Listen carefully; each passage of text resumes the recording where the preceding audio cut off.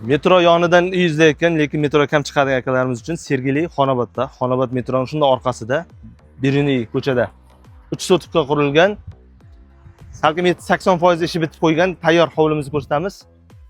Narxi o'ziga yarasha. Kirganimizda kattakon hovli, mana bemalol 3 ta mashina sig'adi. O'ng qo'lda zelon zonalar bor. Ko'rsizlar, mana keramik granitdan qora oq kontrast holatda juda yaxshi chiqqan hovlimizni tanishtiramiz. Hovliga kirganimizda mana kattakon ikkita hol bo'ladi. O'ng qo'lda birinchisi, chap qo'lda ikkinchisi. Mana ko'rishlaringiz mumkin, yorug'lik tushishi. Mana shu yerda divanli zona bo'lib turib, bu tarafga televizor osib mazza qilib o'tiradigan joyi. Bu yer mana oshxona uchun joylar tashkil etilgan.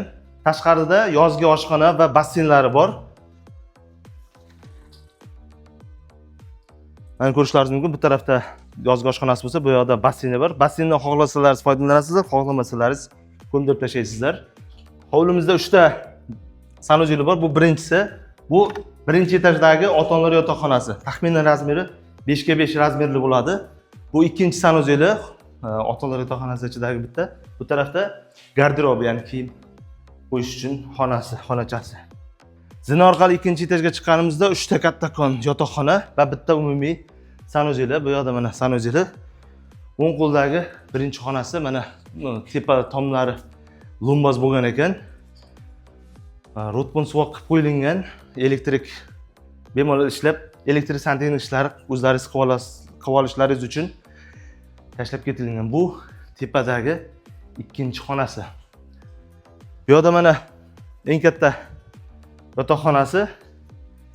3 ta romi bor. Xonalar juda yorug', keng. Bu tarafda mana bu yerda perilla qo'yish uchun joylar tashlab ketilgan. Mabodo pastda choy ichib o'tiradigan bo'lsa-yu, ota-onalar bolasini chaqiradigan bo'lsa ham to'g'ri eshitiladigan joy. Podvalni ham tanishtiramiz. Podvalni ham ancha kvadrat bor. Podvalda 120 kvadrat atrofida mana 4 ta emas, 3 ta romlar tashlab ketilgan.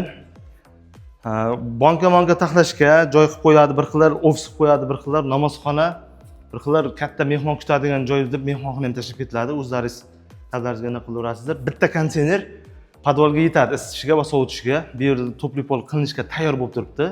To'pli pol qilinmagan. Endi hovlisini ko'ramiz. 80% bitgan hovlimizda narxi $179,000. Qo'shni ikkita hovli qurilgan bo'lsa, bittasi bizning YouTube kanalimizdan ketdi. Amerikadagi yashaydigan o'zbek akalarimiz olishdi. Narxi ustida ozgina o'tib beradigan joylari bor. Hujjatlari hammasi notariusga tayyor bo'lib turibdi. Ustida o'tib beradigan joylari bor. Pastda egalar nomerini qoldiramiz, premyerga chiqaverasizlar.